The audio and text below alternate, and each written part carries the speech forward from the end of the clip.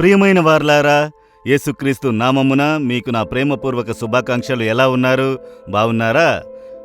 ఈ స్థలమును చూస్తున్నారు కదా, సముద్రం అన్ని చోట్ల ఉన్నది కదా. లోకమంతా అనేక దేశాల్లో సముద్రం ఉన్నది కదా.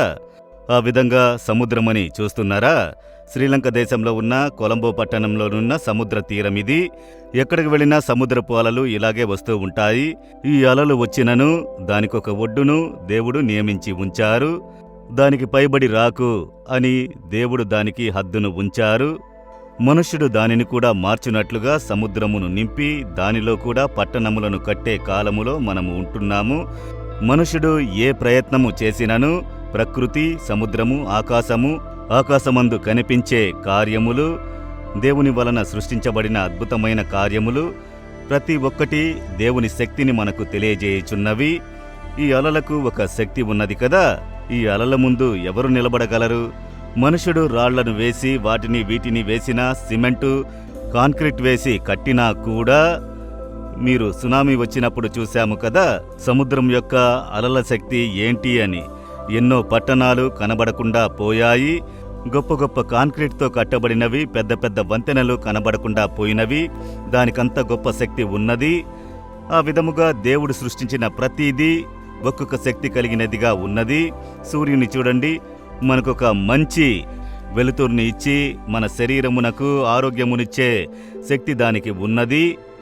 ఈ పైరు పంటలను అది మొలిపింపజేసి దాన్ని పచ్చదనంతో చేసి అది బాగా పండునట్లు చేసే ఒక శక్తి దానికి ఉన్నది. ఆ విధంగా దేవుడు సృష్టించిన ప్రతిదానికి ఒక శక్తి ఉన్నది. కనుక దేవుని వలన సృష్టించబడిన మీకు, నాకు, మనకు ఒక శక్తి ఉన్నది. ఆ శక్తిని గ్రహించాలి. మనము సాధారణమైన వాళ్ళు కాదు. శక్తి కలిగిన దేవుడు నన్ను సృష్టించారు.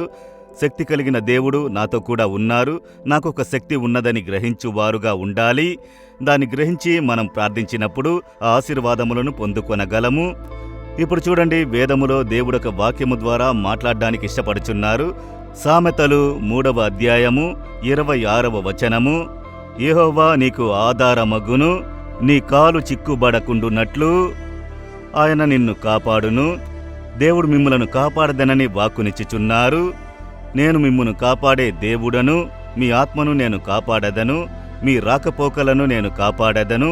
మిమ్ములను కాపాడు దేవుడు కునకడు నిద్రపోడని వాక్కునిచ్చుచున్నారు. ప్రభు మిమ్మల్ని కాపాడువారు. ఎట్టి పరిస్థితుల్లోనూ మిమ్ములను కాపాడే శక్తి ఆయనకు ఉన్నది. మీరు నివసించే పరిస్థితి, సేవ చేసే పరిస్థితిలో మిమ్ములను భయపెట్టే కార్యము ఏదో ఒకటి ఇప్పుడు జరుగుచుండవచ్చు. అందులో మిమ్ములను కాపాడుటకు దేవుడు శక్తిమంతుడు. ఎందులో దేవుడు కాపాడునట? నీ కాలు చిక్కుబడకుండునట్లు యెహోవా నిన్ను కాపాడునట. కనుక మనము చిక్కుబడకుండునట్లు ఈ లోకములో ఒక కార్యము ఉన్నది. వాడు ఎవడంటే మన శత్రువైన సాతాను. ఎందులోనైనా మనల్ని ఇరికించాలి, బురిలో చిక్కించాలి, పాపములో చిక్కించాలి, అప్పుల బాధలో చిక్కుకొనున్నట్లు చెయ్యాలి, ఈ సమస్యలో చిక్కించాలి అని చెప్పి సాతానుడు అనేక విధములుగా ఉర్లు ఒగ్గును. చూడండి, మీ సెల్ ఫోన్లో హఠాత్తుగా కాల్ వస్తుంది. ఎవరని అడిగితే మీకు 2 లక్షల రూపాయలు అప్పిచ్చుటకు మేము రెడీగా ఉన్నాము. అదేమనగా మీరు అప్పుల వారిగా మారడానికి అనేకులు సిద్ధంగా ఉన్నారు. మిమ్ములను చిక్కించుటకు సాతానుడు అనేకులను ఉపయోగించును. మీకు అవసరమై ఉన్నప్పుడు అలాగే మీకు ఫోన్ వస్తుంది. వెంటనే అనుకుంటారు ప్రభువే మార్గం తెరిచారు అని.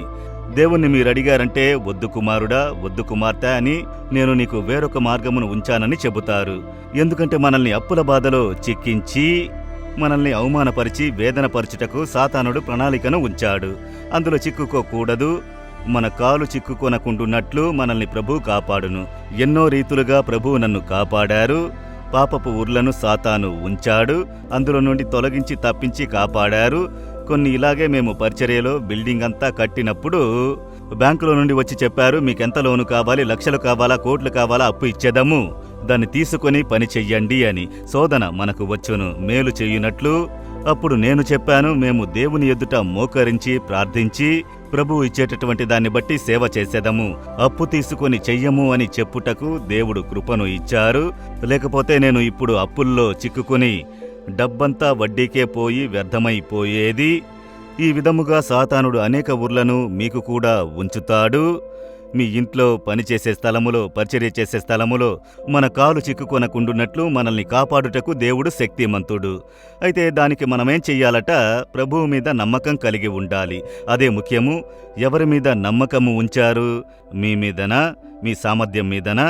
మీ యొక్క తాళంతు మీదనా? మీ అనుభవాల మీదనా? మీ పనుల మీదనా?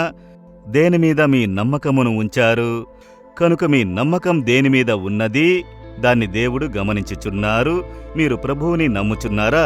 ప్రభువు మీకని ఉంచిన ఆశీర్వాదములు నమ్ముచున్నారా? కొందరు చెబుతారు, నా చదివే నా నమ్మకము, నేనంతగా చదువుకున్నాను, సామర్థ్యముగా చదువుకుని ఉన్నా పనులను కోల్పోయి పరితపించువారు అనేకులను చూస్తున్నాము. నా ఉద్యోగమే నా నమ్మకము, నాకు సామర్థ్యం ఉంది కదా.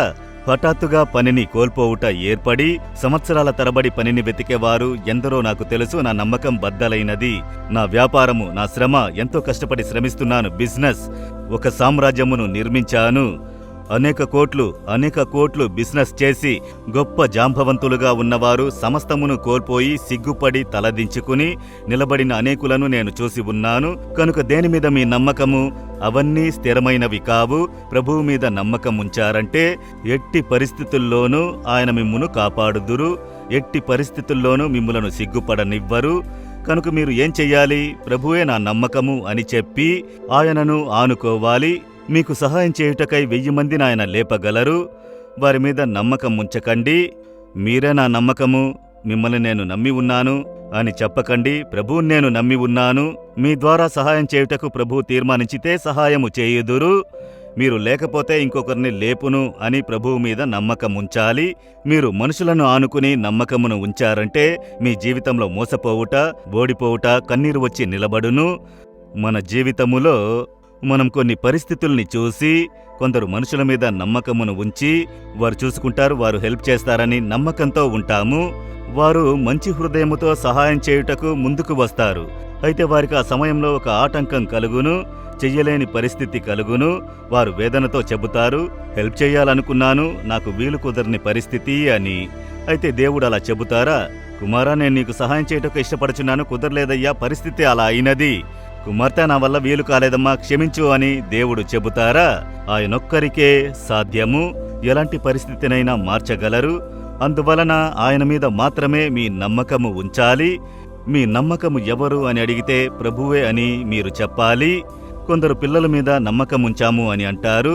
పిల్లలు చదువులను ముగించుకుని పెళ్ళైపోయిన తర్వాత నా పిల్లల్ని నమ్మానండి, వారు మర్చిపోయారు అని చెబుతారు. అదే లోక ధర్మము. వారికి పెళ్ళైతే వారొక కుటుంబం అయిపోతారు. వారికని ఒక కుటుంబం కలిగింది కదా. అందువలన మీ నమ్మకం యావత్తు ప్రభువు మీద ఉంచి, ఆయనే నా నమ్మకము, దేవా మిమ్మల్ని నమ్మి నేను జీవిస్తున్నాను, మీరే నా నమ్మకము అని చెప్పి ఆయన్ని స్తుతించండి. ఎట్టి పరిస్థితుల్లోనూ మిమ్మలను కాపాడేది మాత్రం కాదు, మిమ్మల్ని పరామర్శించును, ఆశీర్వదించెదరు, నడిపించెదరు. ఆ విధముగా చెప్పుటకు మీరు అలవాటు చేసుకోవాలి. ఒక తండ్రి గారు చెప్పారు, పిల్లలందరినీ బాగా చదివించాము, బాగా ఉన్నాము అని తన పిల్లల్ని చూసి చెప్పారు. నా దేవుడు నాకు ఇచ్చారు, మిమ్మల్ని బాగా చదివించాను, బాగా సెటిల్ అయ్యారు, మిమ్మల్ని నమ్మి నేను లేను. మీరు మీ జీవితములను చూసుకోండి.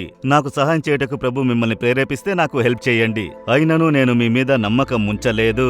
నేను నమ్మిన వారు ప్రభువే. ఆయన నన్ను పోషించెదరు, నన్ను ఆఖరి వరకు కాపాడెదరు అని స్థిరంగా చెప్పారు. అందువలన చూడండి, ఎప్పుడు సంతోషంతో ఉంటారు, మనసానందంతో ఉంటారు. పిల్లలు చూసుకొనడం లేదు, చేయుట లేదని విచారించరు. మీలో అనేకులు విచారించుటకు కారణము మీ నమ్మకము మనుషుల మీద ఉంచినందునే. మీ నమ్మకమును ప్రభువు మీద ఉంచుడి. మనుషుల దయను ఆయన కలుగజేయుదురు. పిల్లల మనసులో మాట్లాడి వారు సహాయము చేయునట్లు చేయుదురు. మీరు వారి దగ్గరకు వెళ్లి చేతులు చాపకండి. నా ప్రభువు, ఆయన ఎదుట మోకాళ్ళుని, ప్రభువా మీరే నా నమ్మకమని చెప్పండి. ఏమి జరుగుతుందో చూడండి. మీ కుటుంబం పరిస్థితులు మారును. మీరు ఉన్న పరిస్థితులన్నింటినీ ప్రభువు మేలులుగా మార్చి ఇచ్చెదరు. చెబుతారా, దేవా మీరే నా నమ్మకము, నేను మిమ్మల్ని నమ్మి ఉన్నాను, ఏ మనుషులను కాదు.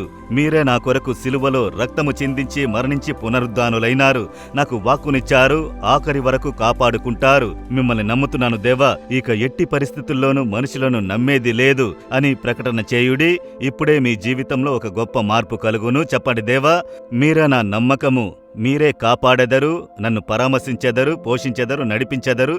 ఇక ఏ మనుషులను పరిస్థితులను నమ్మకుండునట్లు మిమ్ములను మాత్రమే నమ్మి మీ మీద ఆనుకొనెదను. యేసు నామమున ఆమెన్, ఆమెన్.